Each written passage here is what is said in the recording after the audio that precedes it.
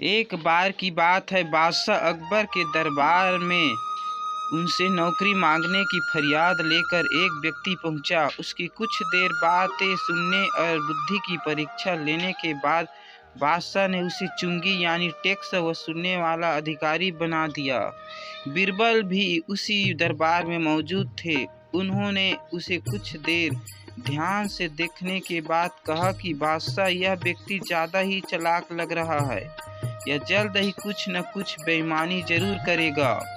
होते होते कुछ समय गुजरा और तब तक उस व्यक्ति ने टैक्स वसूलने का काम पूरी तरह संभाल लिया था। एक दिन बादशाह अकबर के पास एक दो व्यक्ति उस अधिकारी की शिकायत लेकर आए। शिकायतें मामूली थी, लेकिन उन पर ज़्यादा किसी ने ध्यान नहीं दिया। उसके बाद रिश्वत लेने और जनता को परेशान करने के आरोप भी उस अधिकारी पर लगने लगे। इतनी शिकायतें आने पर बादशाह ने सोचा कि इसका तबादला इसी जगह कर देता हूँ जहाँ इसे बेईमानी करने का मौका ही न मिल पाए। इतना सोचते ही बादशाह ने फैसला किया कि इसे अस्तबल का मुंशी बनाया जाएगा। फिर अकबर ने मन में कहा कि अब घोड़ों की लीद उठवाने के काम में ये क्या ही बेईमानी कर पाएगा। वहां मुंशी के पद पर पहुंचते ही उस व्यक्ति ने फिर रिश्वत लेना शुरू कर दिया। उसने सीधे घोड़े की देखभाल करने वाले से कह दिया कि तुम लोग घोड़े को कम दाना पानी खिलाते हो। इसका पता बादशाह को चला है, इसलिए मुझे लीद को तोलने के लिए भेजा है। अब अगर लीद का वजन कम हुआ तो सबकी शिकायत बादशाह से करा दूंगा। इस तरह से उस मुंशी से परेशान होकर हर घोड़े के हिसाब से उसे 1 रुपया लोगों ने देना शुरू कर दिया। यह बात भी कुछ समय बाद अकबर तक पहुंच गई। उन्होंने मुंशी को सीधे यमुना की लहरें गिनने का कार्य सौंप दिया। फिर बादशाह के मन में हुआ कि अब यहाँ तो यह कोई बेईमानी कर ही नहीं पाएगा।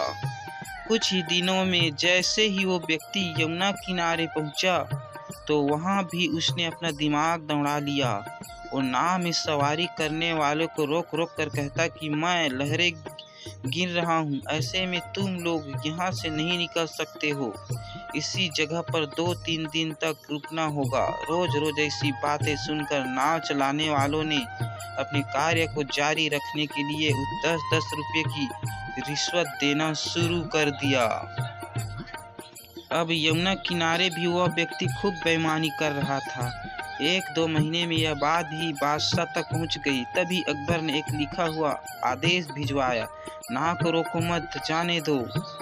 वो व्यक्ति चतुर था। उसने बादशाह के आदेश वाले पत्र को नावों को रोको मत, जाने दो कर दिया था। वह थोड़ी हेर फेर के बाद उसने अकबर का आदेश वहां टंगवा दिया। आखिर में उससे परेशान होकर बादशाह ने उसे नौकरी से ही निकाल दिया। तभी बादशाह को बीरबल की बात याद आ गई कि ये आदमी बेईमानी जरूर करेगा। तब उसके मन में हुआ कि मुझे उसे पहली गलती में ही कठोर दंड देना चाहिए था। कहानी से हमें यह सीख मिलती है कि दुष्ट अपनी दुष्टता और बेईमान अपनी बेईमानी कहीं भी जाने पर नहीं छोड़ता है।